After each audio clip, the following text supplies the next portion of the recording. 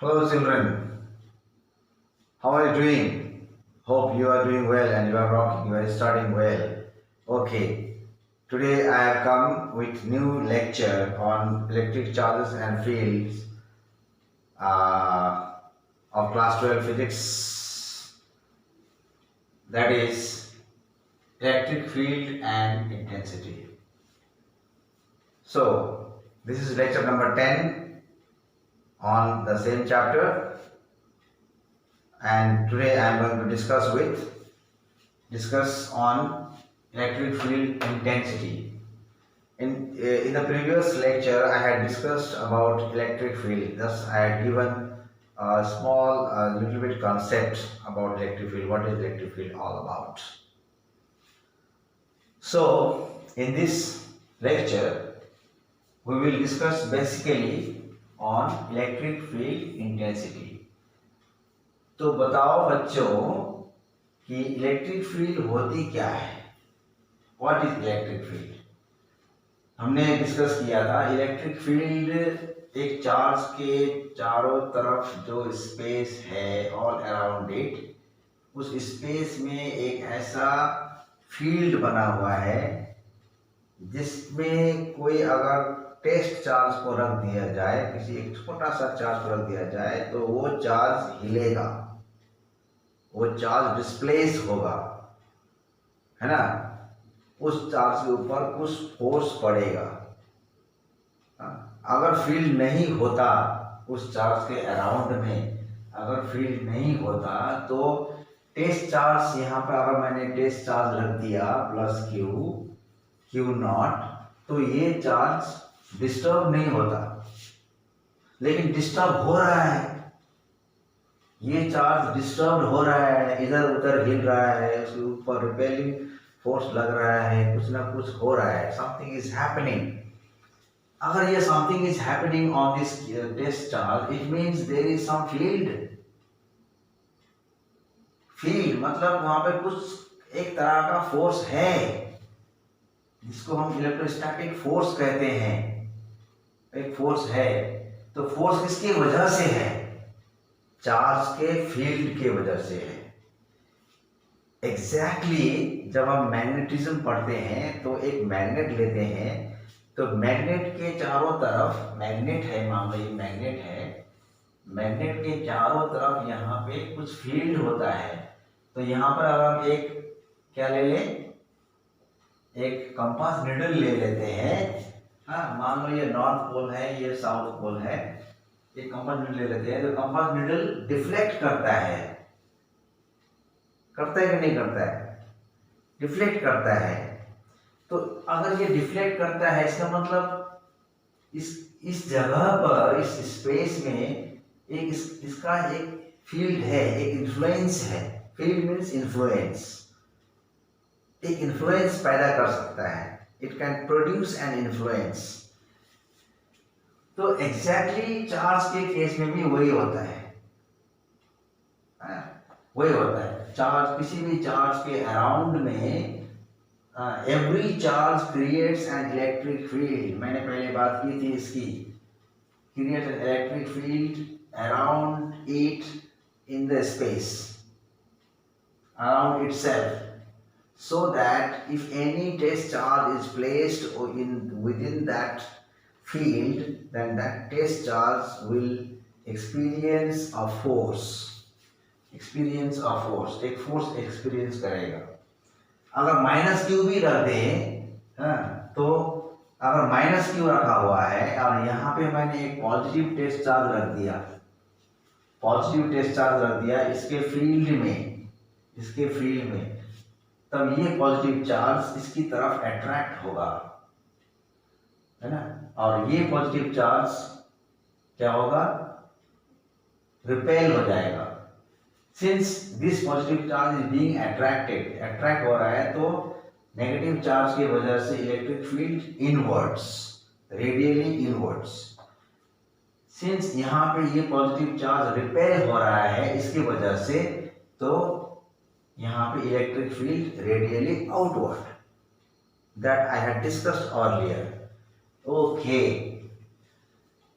Now let us find out what kind of, how much force does this test charge experience because of the field of plus Q.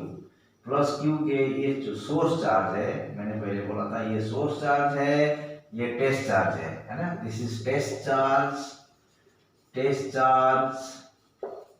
And this is source charge, है ना। Source charge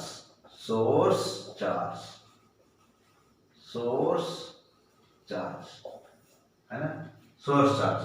तो plus Q and Q naught क्यों है? Q naught मतलब इसका कोई electric field not है, no electric field. Q naught means its value is almost zero, tends to zero. Okay, तो पॉइंट पी पे प्लस क्यू से आर की दूरी पर पॉइंट पी है, वहां पे क्यू नॉट रखा, तो क्यू नॉट के ऊपर एक फोर्स लग रहा है, रिपल्सन का फोर्स लग रहा है। तो ये फोर्स हम कैसे निकालेंगे? Coulomb's law. अब हमें समझ में आ रहा है कि हम इलेक्ट्रिक फील्ड क्यों पढ़ रहे हैं। इलेक्ट्रिक फील्ड पढ़ना होता है ये समझने के लिए कि कूलम्ब्स लॉ क्या है। Okay, to understand Coulomb's law properly we have to study electric field. Electric field जब हम पढ़ेंगे तो पता चलेगा कि कूलम्ब्स लॉ क्यों हो रहा है। According to Coulomb's law, force acting on this test charge F at the distance of r, ये r डिस्टेंस बताने की क्या जरूरत है? क्योंकि हर डिस्टेंस में f की वैल्यू सेम नहीं होती है। ओके, अलग अलग होती है, f का वैल्यू जो है अलग अलग होता है। f varies with r distance, इसीलिए f r लिखा। Force at distance of r means that test charge is placed at a distance of r from the source charge. तो फोर्स का फॉर्मूला क्या हो गया? k q not by r square r cap in vector form. k q not by r square into r cap. r cap shows the direction of force. इस force का direction दिखा रहा है ये r cap इधर। अच्छा, K can be replaced by 1 by 4 pi epsilon naught if this is being operated in air. अगर किसी दूसरे मीडियम में अगर ये ऑपरेट हो रहा है तो the case will be different. My dear students, case will be different. There will be different permittivity constant. This is the permittivity for air or free space or vacuum. It has been assumed that this activity is performed in vacuum. That's why 1 by 4 pi epsilon naught.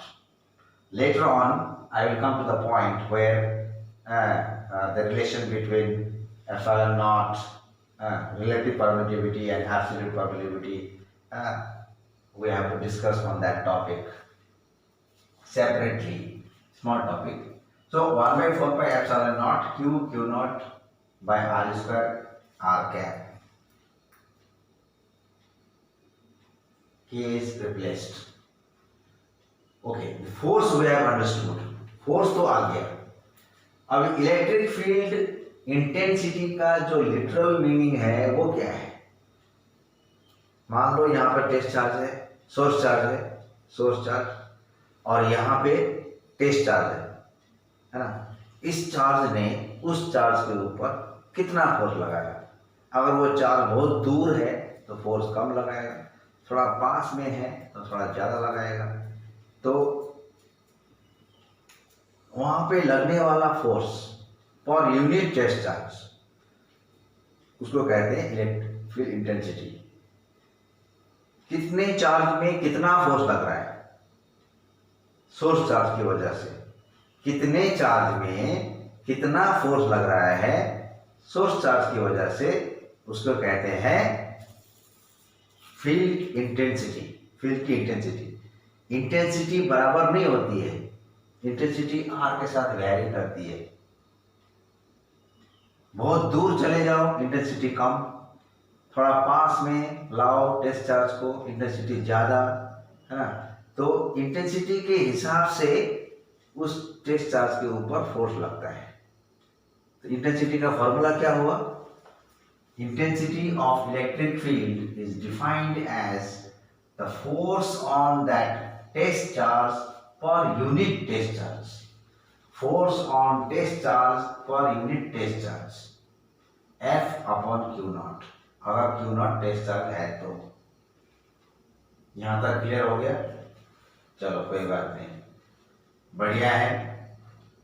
अब ER, electric field at distance R, इसको पढ़ने का तरीका होता है। Electric field at distance R, at a point eight distance R from the source charge is defined as force at distance R divided by Q naught.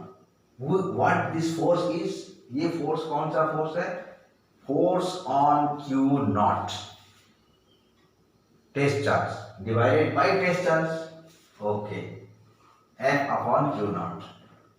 तो electric field at distance R when the medium is air. When the medium is air is, अब यहां पर देखो F R का value K Q naught R by R square R cap, ये value को तुम यहां रख दो, इस वैल्यू को यहां पर पुट कर दो। यहां पर पुट करने से क्या आएगा? K Q naught by R square R cap divide by Q naught. तो क्यू नॉट तो कट जाएगा, यहाँ ऊपर क्यू नॉट है, यहाँ नीचे क्यू नॉट है, कट जाएगा, है ना। के की वैल्यू क्या हो गई? 1/4πε0 हो गई। अच्छा, बचा क्या? Q बाय आर स्क्वायर बचा और आर कैप बच गया। तो इलेक्ट्रिक फील्ड का जो फॉर्मूला है वेक्टर फॉर्म में 1/4πε0 Q by R square R cap, ये हुआ इलेक्ट्रिक फील्ड का फॉर्मूला। अगर इसका हम मैग्नीट्यूड निकालना चाहे तो आर कैप नहीं होगा, और क्या होगा? आर कैप नहीं होगा, सिर्फ डायरेक्शन नहीं होगा, मैग्नीट्यूड तो वही होगा। तो इलेक्ट्रिक फील्ड का formula K Q by R square, K Q by R square, K Q by R square. Okay, what is Q? Source charge. यहां पर क्यू नॉट का कोई रोल नहीं है। तो क्यू नॉट का क्या मतलब हुआ? फिर क्यू नॉट को सिर्फ एक्सपेरिमेंटली रखा गया।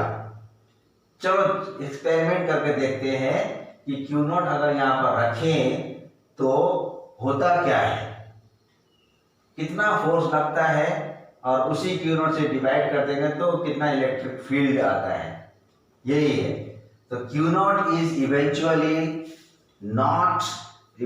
does not come into the formula and electric field does not depend on Q naught. ये नोट करके रखना है। Kindly note it down that electric field does not depend on the test charge. Electric field depends on the distance of the point where we want to find the electric field. Electric field एक given charge के ऊपर depend नहीं करता है। अगर ये charge given है, given का मतलब क्या होता है? जब गिवन है तो गिवन है, वो अभी चेंज नहीं होने वाला है, फिक्स्ड है। तो चार्ज अब ये Q फिक्स्ड है तो Q यहाँ पे ऊपर आ गया। ये R वेरी कर सकता है, कैसे? Q नॉट को कभी पास, कभी दूर, कभी और दूर, कभी और पास ला सकते हैं। तो R will vary, Q को हमने फिक्स पकड़ लिया, सपोज 10 माइक्रोकूलम, तो वही का वही रहेगा। So electric field eventually depends on R only.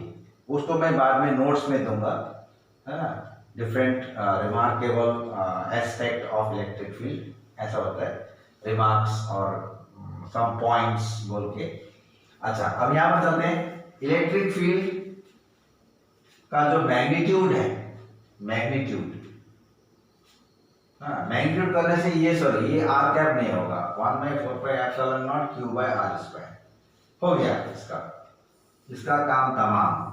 Electric field का फॉर्मूला यही है, इसको रट्टा मारना है, 1/4πε0 Q बाय आर स्क्वायर, और in short you can say K Q by R square, simple, K Q by are square, और K का फॉर्मूला अलग से याद करना है, और के का वैल्यू अलग से क्या है, मैंने बोला था के का वैल्यू अलग से क्या है, के का वैल्यू याद होगा शायद 9 इंटू 10⁹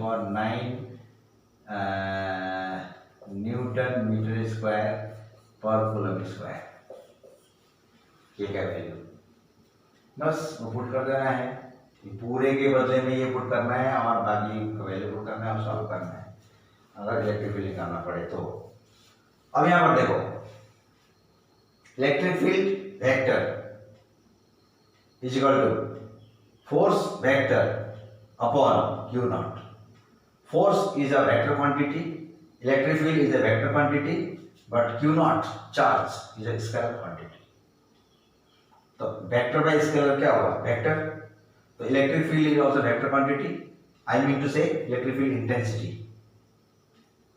फील्ड अलग होता है, इंटेंसिटी अलग होती है ना। उसी तरह मैग्नेटिक फील्ड होता है, मैग्नेटिक फील्ड इंटेंसिटी होता है, ठीक है। तो इलेक्ट्रिक फील्ड एक वेक्टर क्वांटिटी है, फोर्स एक वेक्टर क्वांटिटी।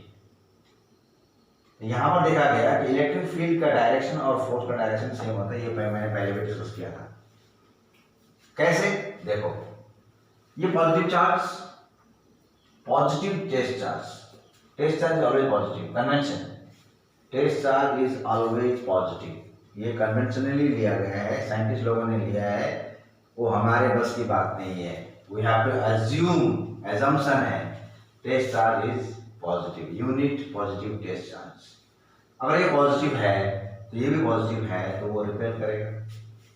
तो फोर्स की डायरेक्शन उधर है ना, देखो ऐसे फोर्स का डायरेक्शन। अब पॉजिटिव चार्ज है, उसका इलेक्ट्रिक फील्ड क्या होगा, इस तरफ है ना, इस तरफ भी होगा वो।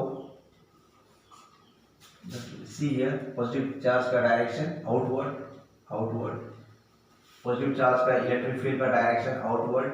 तो इसका इलेक्ट्रिक फील्ड उधर ही है और इसके ऊपर लगने वाला फोर्स भी उधर ही है, same direction, same direction. So the direction of electric field is same as direction of force due to the source charge on the test charge. ये है। अच्छा, यहाँ पे और एक इक्वेशन आ रहा है कि जो E यहाँ पे है Q by R स्क्वायर है, R के साथ E वेरी करेगा, E will vary with R, R means distance of the test charge, of the point you can say, है ना।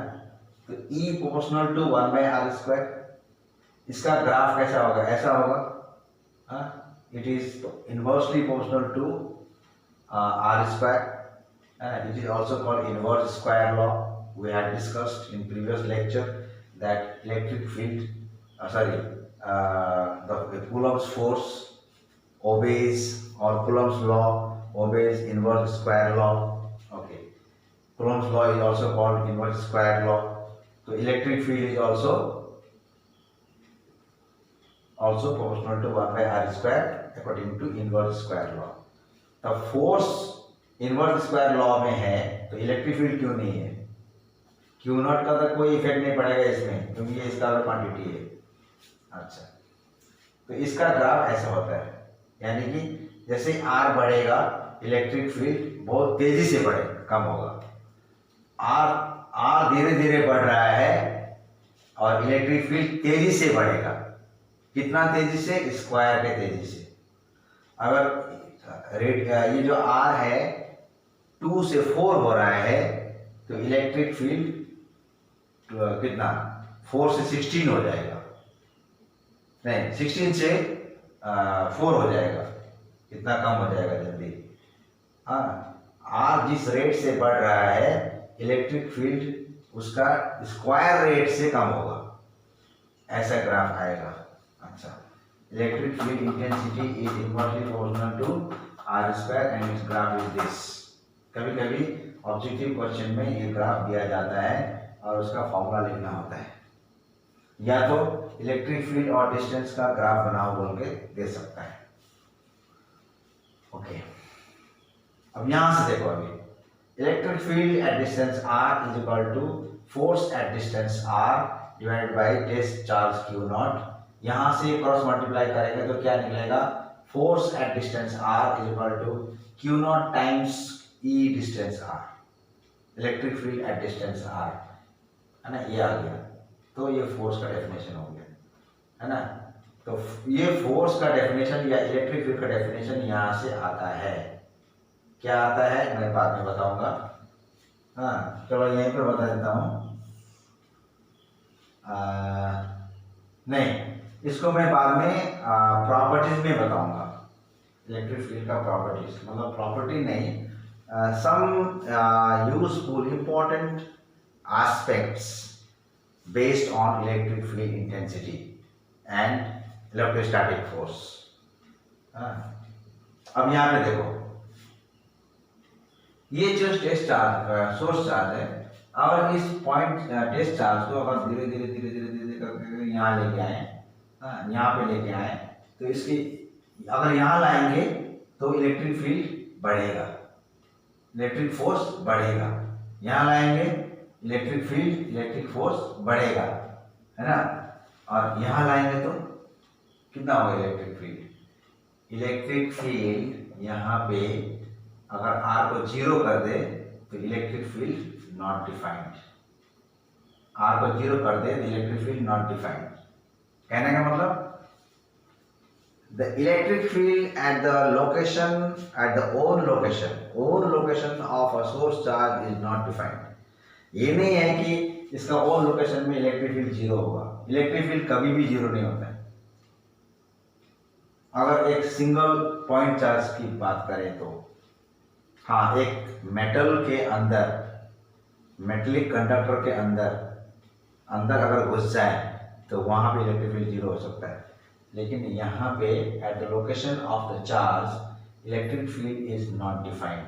क्यों नॉट डिफाइंड, यहाँ देखो, व्हाई नॉट डिफाइंड, क्या है electric field formula, E R is equal to 1/4 pi epsilon naught Q by are square R cap. यदि यहाँ देखो ई आर है ना, mod 1/4 pi epsilon naught Q by are square, इस r को अगर हम 0 करें, सोचो इस r को अगर हम 0 करें तो ये नॉट डिफाइंड हो जाएगा, ठीक है, नॉट डिफाइंड। अगर r को इन्फिनिटी करें तो इलेक्ट्रिक फील्ड 0 हो जाएगा, लेकिन 0 कभी नहीं होता है, टेंड्स टू 0। हाँ, इलेक्ट्रिक फील्ड मतलब कोई भी एक चार्ज है उसका जो इन्फिनिटी डिस्टेंस में, इन्फिनिटी में भी अगर जाएंगे तो वहां भी इलेक्ट्रिक फील्ड कुछ ना कुछ होगा, लेकिन 0 नहीं होगा। It will become very near to 0 but means tends to 0 but exactly 0 कभी नहीं होगा। अगर r इन्फिनिटी भी होता है, डिस्टेंस r इन्फिनिटी भी होता है, तो electric field will be tends to 0 naught 0। इसीलिए इलेक्ट्रिक फील्ड का एक फॉर्मूला है, electric field is equal to limit q tends to 0 f by q naught. इसको मैं बाद में समझाऊंगा। But E never 0, E electric field कभी भी 0 नहीं होता है। अच्छा, अब यहाँ दूसरा एस्पेक्ट देखो, इफ r टेंस टू 0, अगर यहाँ पे r को 0 कर देते हैं तो इलेक्ट्रिक फील्ड नॉट डिफाइंड। अगर r इन्फिनिटी है, इलेक्ट्रिक फील्ड टेंस टू 0, है ना। अच्छा, electric field at the own location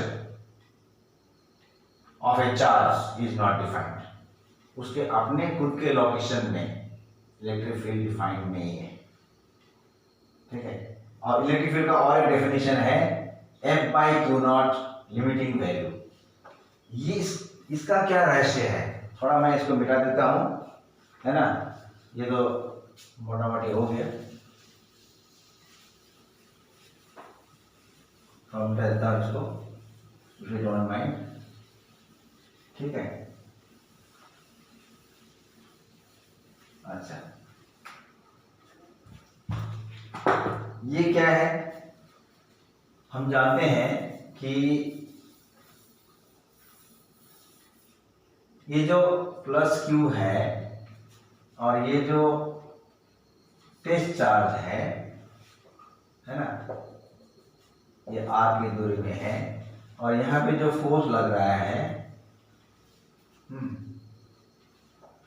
अगर Q नॉट 1 कूलम है, 1 माइक्रो कूलम है, तो कुछ फोर्स लगेगा।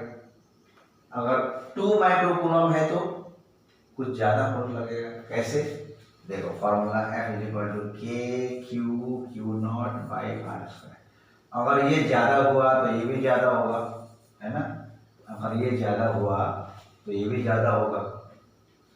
अगर क्यू नॉट ज्यादा हुआ, है ना, अगर ये क्यू नॉट कम हुआ तो फोर्स भी कम होगा, क्योंकि ऊपर है। Force is directly proportional to product of the two charges, Coulomb's law. तो with the increase of Q naught, force also will increase, and with the decrease of Q naught, force also will decrease. That means force is directly proportional to Q naught. समझ में आया? समझ में आया? Force on test charge Q naught is directly proportional to Q naught. Force on any charge due to a source charge is directly proportional to that charge. अब क्या आया? F equals to Q naught into constant. हो गया, proportional हट गया। F is equal to Q naught into constant. So what is the ratio of F by Q naught? F by Q naught कितना हो गया? Constant.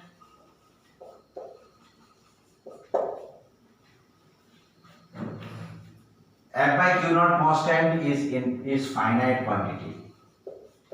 Finite, ये finite होता है, ठीक है। F by Q naught is a finite quantity, ठीक है। तो अब इलेक्ट्रिक फील्ड कितना हो जाएगा? इलेक्ट्रिक फील्ड हो जाएगा, अगर ये फाइनाइट है तो उसको हम लिमिट करना पड़ेगा। किसके लिए लिमिट करना पड़ेगा? Q naught टेंड्स टू 0, है ना। तो Q limit Q naught tends to 0 F upon Q naught। मतलब अगर इसको हम 0 करें तो इनफाइनाइट, ये तो नॉट डिफाइंड आ जाएगा। लिमिट का तो वही तो खेल है। नीचे अगर x का वैल्यू 0 रखते हैं तो ये नॉट डिफाइंड आ जाता है, और उसी को हम लिमिट फाइंड करना पड़ता है ना। उसी का लिमिट फाइंड करना पड़ता है। तो limit Q tends to 0 F by Q naught is actually electric field. ये जो रेशियो है, ये रेशियो एक फाइनाइट क्वांटिटी है, फाइनाइट क्वांटिटी, ठीक है, फाइनाइट क्वांटिटी है। अब देखते हैं SI unit, SI unit of electric field. ये क्या है? ऊपर क्या है? फोर्स, फोर्स का यूनिट न्यूटन। नीचे क्या है? Charge Q naught, unit coulomb, newton per coulomb. It is also called volt पर metre. This volt per meter unit of electric field will come in the next chapter, electrostatic 2. So this is something about electric field. Clear? Now we will go through this. Make a note. इसका notes बना लो, जो भी समझ में आया, है ना। Positive charge electric field away from the charge and goes up to infinity. Negative charge is electric field towards the charge and comes from the infinity. Comes from infinity means it might have come or it must have come from some positive charge. अच्छा, इसका मैं एक उदाहरण देता हूँ। जब हम mobile में कॉल करते हैं तो इलेक्ट्रिक फील्ड सेंड करते हैं। मैंने जिसको कॉल किया, मैंने पॉजिटिव ये इलेक्ट्रिक फील्ड सेंड किया और उसने रिसीव कर दिया। वहाँ पर उसी नंबर पे कॉल किया है और उसके पास जो फोन है वो मेरे कॉल को रिसीव किया, यानी कि मैं I have send the electric field and that phone has received the electric field. तो positive charge electric field send करता है और नेगेटिव चार्ज उस इलेक्ट्रिक फील्ड को रिसीव करता है। या इस तरह से भी हम सोच सकते हैं। अच्छा, और इलेक्ट्रिक फील्ड इंटेंसिटी मतलब force per unit charge, force per unit charge. अच्छा, अब उस फोर्स का डेफिनेशन हम करते हैं, इलेक्ट्रिक फील्ड और फोर्स का डेफिनेशन। ठीक है, डेफिनेशन क्या है इसका कि we know that force Fr is equal to Q naught times ER. Force at distance R is equal to Q naught times electric field at distance R. If Q naught is equal to 1, अगर Q naught को 1 कर दे, unit है ना, unit 1 microcoulomb, तो क्या हो जाएगा, F at distance R is equal to E distance R. तो यहाँ से क्या डेफिनेशन आ रहा है, डेफिनेशन क्या आ रहा है, the electric force at a point, force acting on a test charge at a point at a distance of r from a source charge is equal to the electric field at that point. उल्टा से बोलो उसको, the electric field at a point, no, electric field of a source charge at a point is numerically equal to the force acting on that test charge due to the source charge.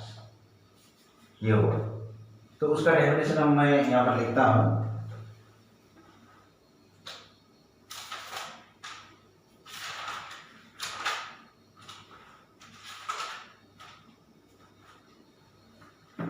The electric field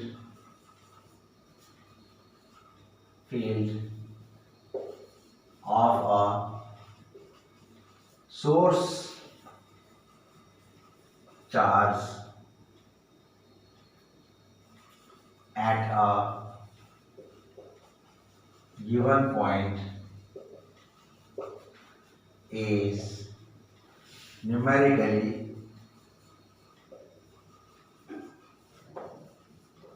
equal to the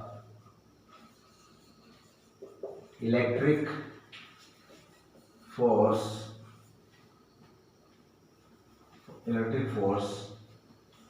experienced by a unit positive test charge placed at that point. Okay, ये definition of electric field, मतलब sentence statement में formula तो वही है, electric field intensity equals to F by Q naught. अगर F निकालना पड़े तो क्यू नॉट इंटू ई। बाद में धीरे धीरे हम लोग बाद में अगले टॉपिक में डिस्कस करेंगे कि F is equal to q E, F is equal to q E, habit होना पड़ेगा। F is equal to q E is equal to F by Q naught हो या क्यू हो, बात वही है। E is equal to F by q and F is equal to q by E, है ना, ये हमेशा याद रखना होगा। E is equal to F by q और F is equal to q ई, ये बहुत बार यूज होगा, so many times it will be used in the later topics. So write it down. Next I am going to discuss on some important aspect, on some important remarks on electric field intensity and electrostatic force. कुछ points है जिसको याद करना जरूरी होता है, exam में उसको घुमा घुमा के पूछ देते हैं उसी पॉइंट्स को। ठीक है, so write it down. Okay, so I will come back to the next topic taking some points of electric field. Okay, get it done.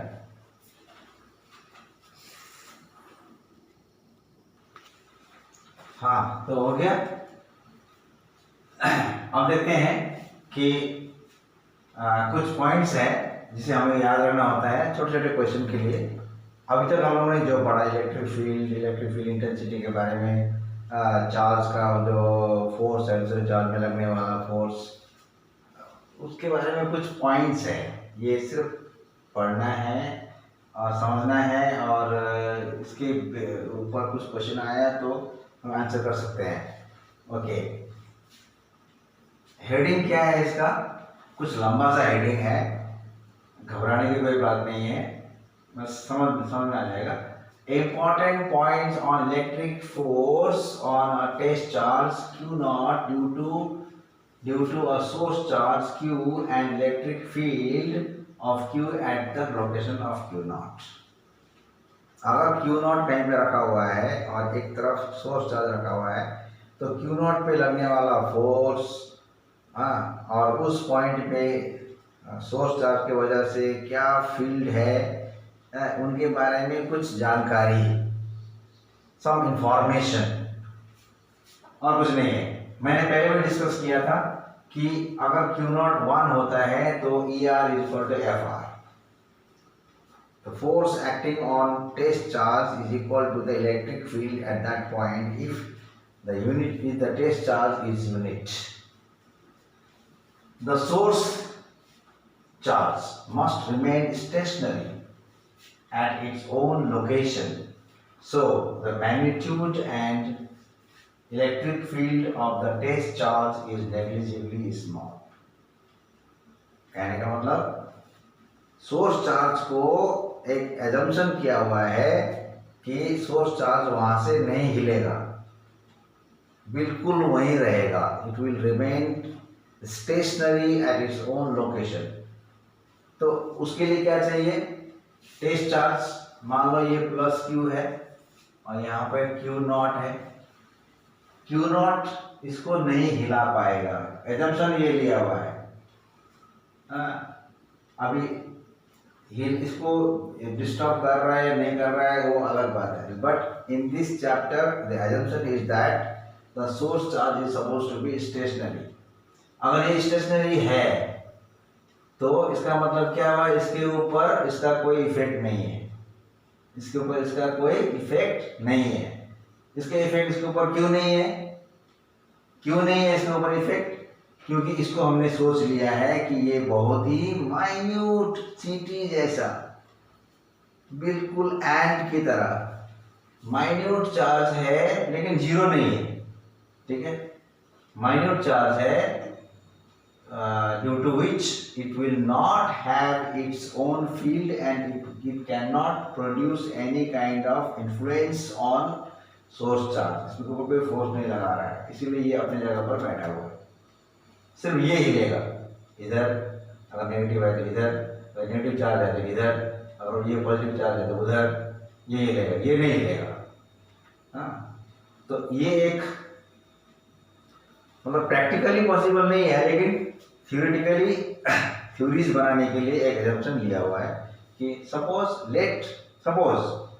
Q naught is very small and it does not have its own electric field, so it will not have any influence on positive test source charge।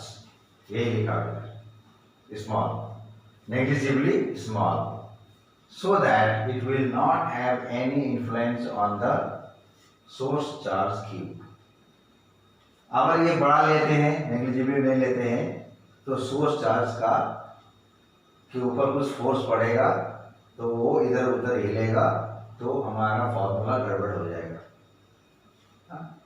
Okay, to come into the conclusion it has been assumed as ER KQ/R²। Formula याद हो गया? Electric field is equal to KQ/R², KQ/R²। याद हो गया? Force is equal to KQ1Q2/R², KQ1Q2/R², और electric is equal to KQ/R²। याद करना है, अच्छा, ये है के क्यू बाई आर स्क्वायर, के का वैल्यू तो पता ही है, that is equal to F R by Q naught. Electric field is defined as a force acting on a test charge per unit test charge. Electric field is defined as a force acting on a test charge per unit test charge. हाँ, ये है electric formula. और यहाँ पे देखो E does not depend on Q naught. E के फॉर्मूले में Q naught नहीं आ रहा है, E के फॉर्मूले में Q naught नहीं आ रहा है, तो टेस्ट चार्ज के ऊपर इलेक्ट्रिक फील्ड डिपेंड करने वाला नहीं है। टेस्ट चार्ज सिर्फ टेस्ट के लिए है, सिर्फ एक एक्सपेरिमेंट के लिए है। हाँ, उसके ऊपर उसके साथ इलेक्ट्रिक फील्ड का कोई लेना देना नहीं है, does not depend. Electric field depends only on R, कितनी दूर में इलेक्ट्रिक टेस्ट चार्ज रखा हुआ है या कितना पास में रखा हुआ है, सिर्फ उसमें डिपेंड करता है। It varies with R, that is also inversely 1/r square. Electric field depends on only on R, है ना, the distance of the field point. क्या है फील्ड पॉइंट? अगर मान लो यहाँ पे प्लस क्यू है, एक चार्ज सोर्स चार्ज, और यहाँ पे एक टेस्ट चार्ज है, टेस्ट चार्ज है ना, तो यहाँ इसकी दूरी क्या है आर। इस पॉइंट का नाम एक दे दिया P, P is called field point, field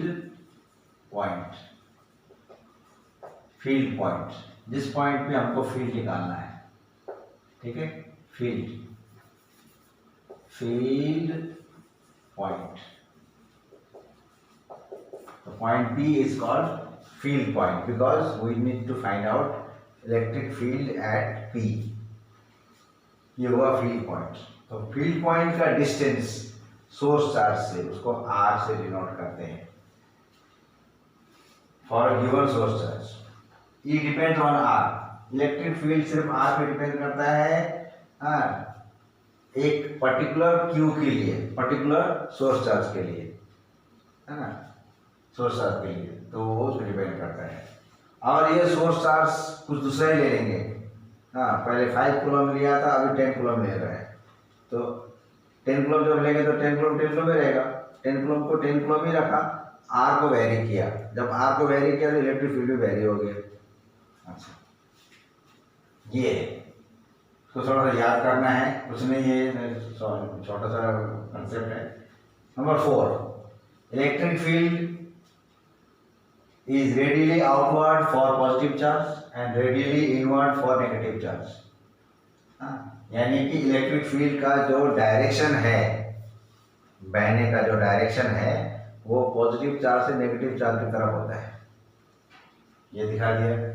अच्छा, electric field of A charge has spherical symmetry. इसका क्या मतलब है स्फेरिकल सिमेट्री? मान लो बीच में एक चार्ज है, एक स्फीयर लिया, ऐसे एक स्फीयर लिया। अच्छा, उस स्फीयर में हर पॉइंट का दूरी सेंटर में एक चार्ज रखा हुआ है, हाँ, सोर्स चार्ज, उसको चारों तरफ एक स्फीयर बना दिया। स्फीयर का हर पॉइंट में सेंटर की दूरी क्या होगी? रेडियस, है ना। तो बराबर दूरी में इलेक्ट्रिक फील्ड तो सेम रहेगा, इसका मतलब इसी को कहते हैं स्फेरिकल सिमेट्री। अब यहाँ देख लो, मान लो यहाँ पे एक प्लस क्यू है, पॉजिटिव चार्ज है, इलेक्ट्रिक फील्ड रेडियली आउटवर्ड। अब मान लो यहाँ पे पहला वाला सर्कल में, पहला वाला स्फीयर में, यहाँ एक पॉइंट लिया, यहाँ एक पॉइंट लिया, यहाँ पे एक पॉइंट लिया, यहाँ पे एक पॉइंट लिया, यहाँ पे एक पॉइंट लिया, तो क्या इस पॉइंट की दूरी यहाँ से जितना है, इसकी दूरी भी उतना ही है, इसकी दूरी भी उतना ही है, इसकी दूरी भी उतना ही, इसकी दूरी भी उतना ही है। तो बराबर दूरी में इलेक्ट्रिक फील्ड बराबर होगा। डिस्टेंस अगर चेंज होता है तो इलेक्ट्रिक फील्ड चेंज होता है, डिस्टेंस तो वही है इस प्लस क्यू से। तो इस स्फीयर में हर एक पॉइंट में इलेक्ट्रिक फील्ड सेम होगा, सेम इलेक्ट्रिक फील्ड लिखा हुआ है, सेम इलेक्ट्रिक फील्ड। यहाँ पे सेम इलेक्ट्रिक फील्ड, ये भी same electric field, same electric field on every point on the sphere, इसी को कहते हैं स्फेरिकल सिमेट्री। तो स्फेरिकल सिमेट्री किसका होता है? इलेक्ट्रिक फील्ड का है। किसी एक गिवन चार्ज का इलेक्ट्रिक फील्ड स्फेरिकल फील्ड का स्फेरिकल सिमेट्री होता है। That means if a charge is placed at the centre of a sphere, then on every point of the surface of the sphere, electric field will be same. If you take another surface, another sphere having the same center, there also electric field will be same. That means ऐसे वाले sphere को बोलते हैं concentric sphere. Concentric, मैंने पहले जो diagram दिखाया था प्लस क्यू का कॉन्सेंट्रिक, माइनस क्यू का भी कॉन्सेंट्रिक, लेकिन प्लस क्यू में electric field away from the charge, minus Q में टुवर्ड्स द चार्ज। ये रहा कुछ पॉइंट्स याद करने के लिए इलेक्ट्रिक फील्ड इंटेंसिटी के बारे में। ठीक है, अब एक छोटा सा टॉपिक बचा हुआ है before we enter into derivational part, derivation of electric field due to a point charge या system of charges you can say, then it comes electric dipole, बस। ठीक है, अब एक छोटा सा टॉपिक है हमारे पास, इसको डिस्कस अगर नहीं करेंगे तो नाइंसाफी हो जाएगी। Permittivity and relative permittivity, permittivity and relative permittivity, ये क्या है? What is this? What is permittivity? Permittivity is a property of a medium. Okay, so let us write permittivity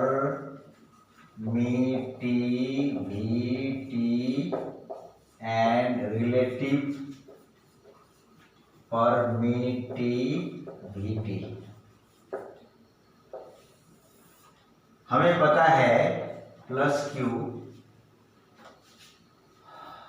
मान लो Q1, यहाँ पर प्लस Q2, तो इधर फोर्स लगेगा due to this. मान लो ये पॉइंट है, ये चार्ज है, ऐसे कर दिए, ऐसे कर दिए, ये R है। तो F का फॉर्मूला क्या होता है? KQ1Q2 by R²। कंफ्यूजन नहीं होना, इलेक्ट्रिक फील्ड के पहले की बात कर रहा हूं मैं। इलेक्ट्रिक फील्ड के पहले कूलॉम्स लॉ था, उसकी बात कर रहा हूं। कूलॉम्स लॉ में ये K आया हुआ है और उसी K के अंदर परमिटिविटी छिपा हुआ है। ओके, यहां पर हम क्या लिखते हैं? K इज इक्वल टू क्या लिखते हैं? K depends on medium. ठीक है, तो force also depends on medium. Force also depends on medium. किस मीडियम में वो एक्टिविटी हो रहा है उसके हिसाब से फोर्स चेंज होता है। Force gets changed because of medium. Clear? तो K का फॉर्मूला क्या है? 1/4 pi epsilon, 1/4 pi epsilon, epsilon. अभी नॉट नहीं लिखना। ये जो एप्सिलॉन है वो क्या है? Permittivity of a medium, permittivity. ठीक है, in free space epsilon becomes epsilon naught. उसका वैल्यू है 8.85 into 10⁻⁻12 coulomb square by newton per metre square.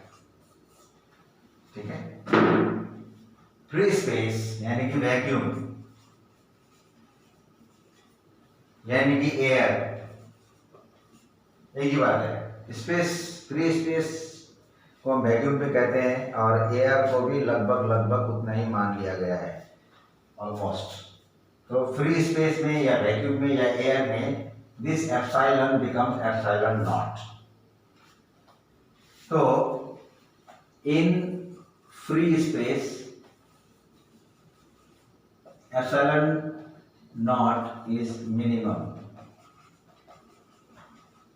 then f is maximum. f is maximum.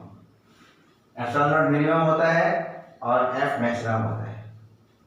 अब इसका मीनिंग समझाते हैं। ये एप्सिलॉन का मतलब क्या है या परमिटिविटी का मतलब क्या है।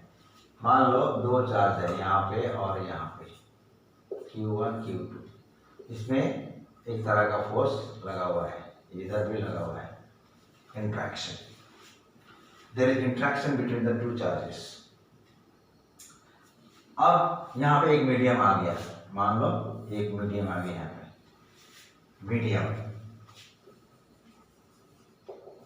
एक मीडियम आ गया। ये मीडियम क्या करेगा, इसको इसके बीच में जो इंट्रैक्शन है उसको ब्लॉक करेगा, होने नहीं देगा। नाम है परमिटिविटी, परमिट कर रहा है, लेकिन यह परमिट नहीं कर रहा है। कुछ अजीब सा नहीं लगा, अजीब सा लगा है ना, इसी को तो समझना है। Permittivity means the medium allows itself to intervene the interaction between the two charges। ये मीडियम जो है वहां जाता है और उस यहाँ पे जो इंट्रैक्शन है उसको, इसके बीच में जो बॉन्डिंग है, जो फोर्स लग रहा है उसको ब्रेक कर देता है, कम कर देता है। इसीलिए हम कहते हैं if epsilon is greater F is smaller and if epsilon is less F is greater. Medium अगर तगड़ा है तो फोर्स कम लगेगा, मीडियम अगर कमजोर है तो फोर्स ज़्यादा लगेगा। क्यों? मीडियम अगर कमजोर है तो उनके बीच में इंट्रैक्शन में देयर इज लेस ऑब्स्ट्रक्शन, रुकावट कम होता है, इसीलिए फोर्स ज़्यादा लग जाता है। ये हो गया एप्सिलॉन नॉट का और एप्सिलॉन का meaning, permittivity of medium. Okay, बाद में जब मैग्नेटिज्म पढ़ेंगे तो वहां पर और एक आएगा, परमियाबिलिटी। अब आता है रिलेटिव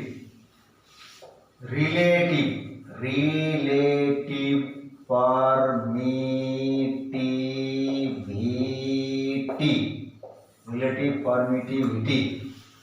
रिलेटिव का मतलब होता है कि मान लो ग्लास है, ग्लास एक मीडियम है, तो ग्लास का परमिटिविटी निकालने के लिए हम करेंगे relative permittivity of glass into absolute permittivity.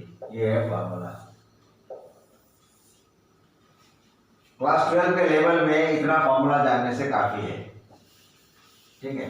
What is relative permittivity कहने से क्या बोलेंगे, अब यहां से क्या आ जाएगा परमिटिविटी, यहां से आ जाएगा E R is equal to E of glass by epsilon not.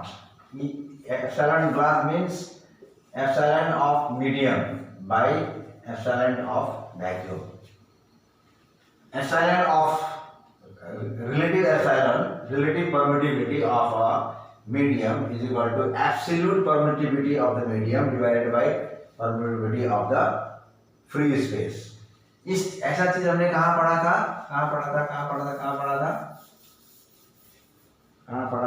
Class 9th या 10th में पढ़ा था, रिफ्रैक्टिव इंडेक्स में। अगर याद हो तो हाँ समझ सकते हो, है ना।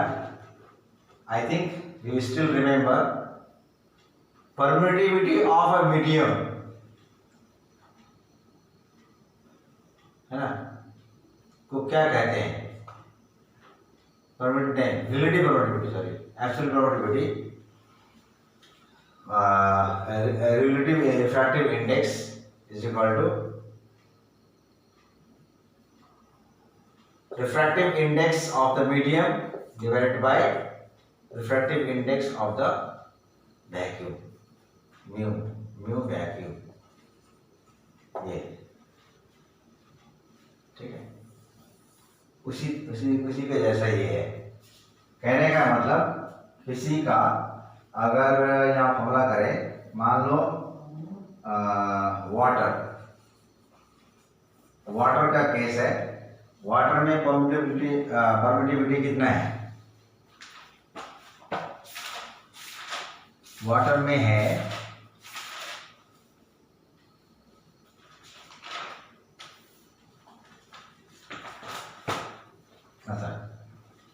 वाटर में है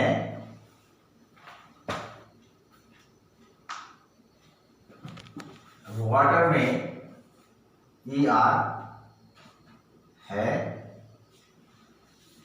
वाटर का 81 है ना,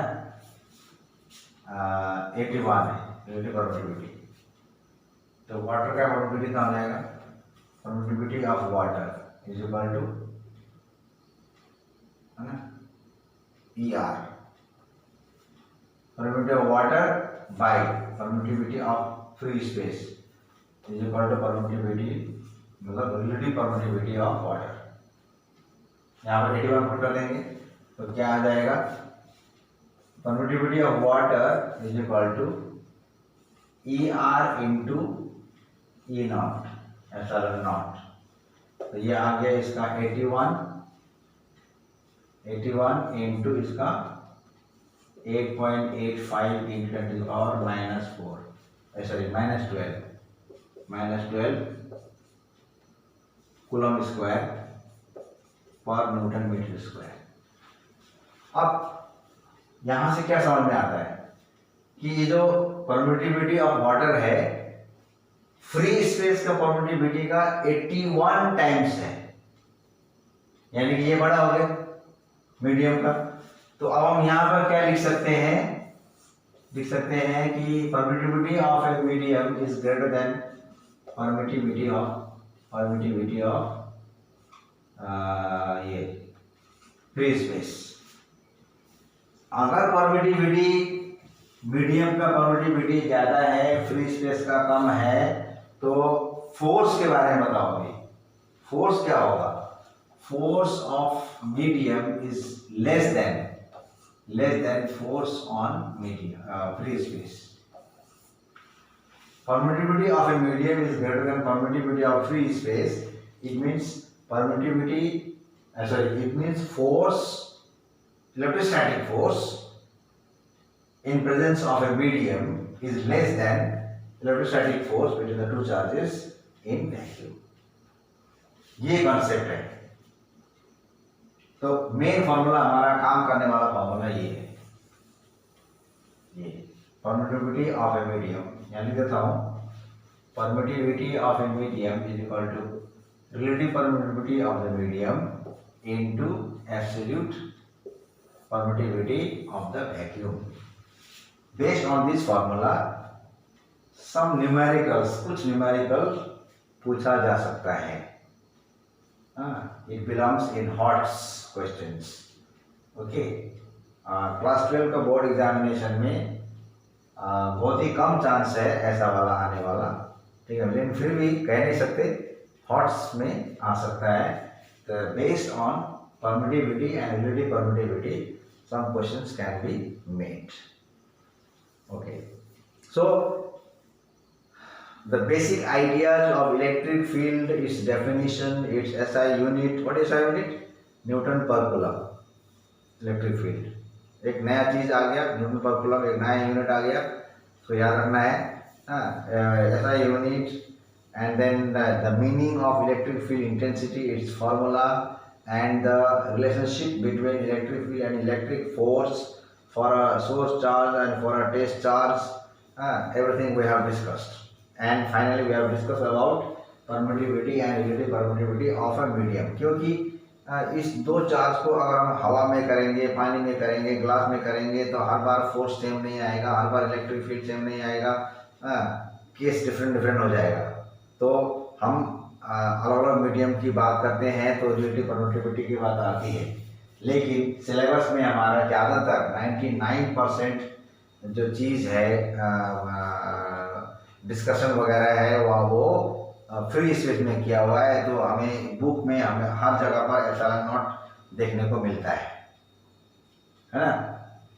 लेकिन एप्सिलॉन हमेशा एप्सिलॉन नॉट नहीं होता है, एप्सिलॉन का मीडियम किसी भी मीडियम का एप्सिलॉन हो सकता है।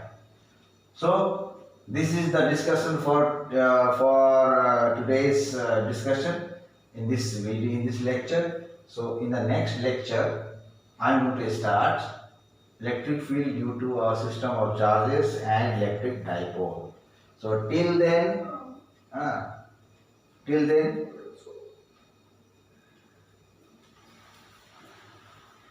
keep on studying and be happy. Thank you.